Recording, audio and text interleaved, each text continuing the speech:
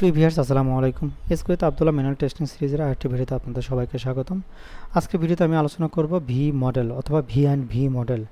V and V model হচ্ছে verification and validation model.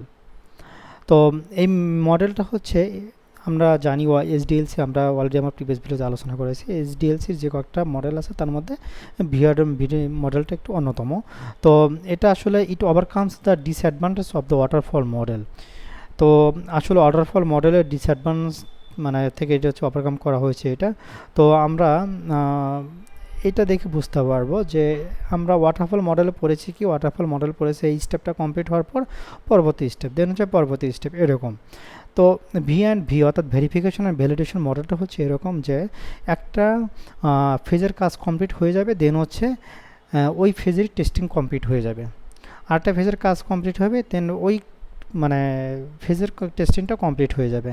পরবর্তী আরেকটা ফেজ আসবে, সেই ফেজের টেস্টিংটা কমপ্লিট হয়ে যাবে। অর্থাৎ রিকোয়ারমেন্ট অ্যানালাইসিস, সেটা হচ্ছে অ্যাকসেপ্টেন্স টেস্ট, অর্থাৎ এটার হচ্ছে সব কিছুই ওকে হয়ে যায়। রিকোয়ারমেন্ট কীভাবে অ্যাকসেপ্টেন্স টেস্টিং যে ডায়াগ্রাম রেকর্ড তৈরি করা হবে, সিস্টেম ডিজাইন এবং সিস্টেম ডিজাইন করার পরে সিস্টেম টেস্টিং হয়ে যাবে, ওই পার্ট শেষ। দেন হচ্ছে আর্কিটেক্ট ডিজাইন হওয়ার পরেই সেটা হচ্ছে আবার ইন্টিগ্রেশন টেস্টিংটাও এটারও পুরোপুরি হয়ে যাবে। মডিউল ডিজাইন, সেটার আবার ইউনিট টেস্টিং হয়ে যাবে। দেন হচ্ছে কোডিং, মানে যখন যেটা ধরবে তখন সেটা শেষ করবে আর কি, টেস্টিং থেকে শুরু করে সব কিছুই। এটাই হলো ভি অ্যান্ড ভি মডেল অর্থাৎ ভেরিফিকেশন অ্যান্ড ভ্যালিডেশন মডেল। এখানে যে বিষয়টা আছে সেটা হচ্ছে যে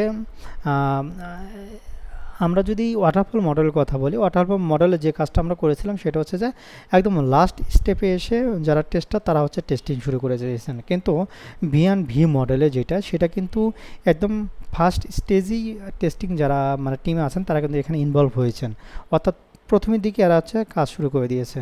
তো এটার কিছু অ্যাডভান্টেজ এবং ডিসঅ্যাডভান্টেজ আছে।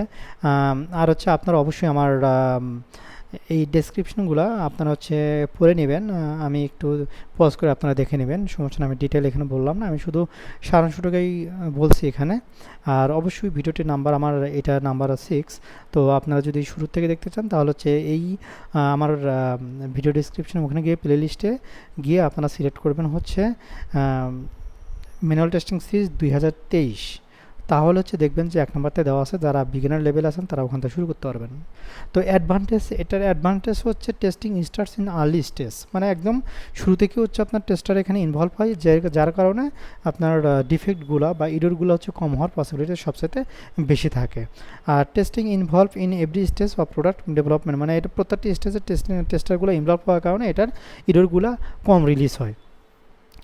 এটার আবার ডিসঅ্যাডভান্টেজও এইটাই যে টেস্টাররা যেহেতু প্রথমেই ইনভলভ হয়, তার মানে এখানে হচ্ছে আপনার কস্টের একটা ইস্যু থাকে।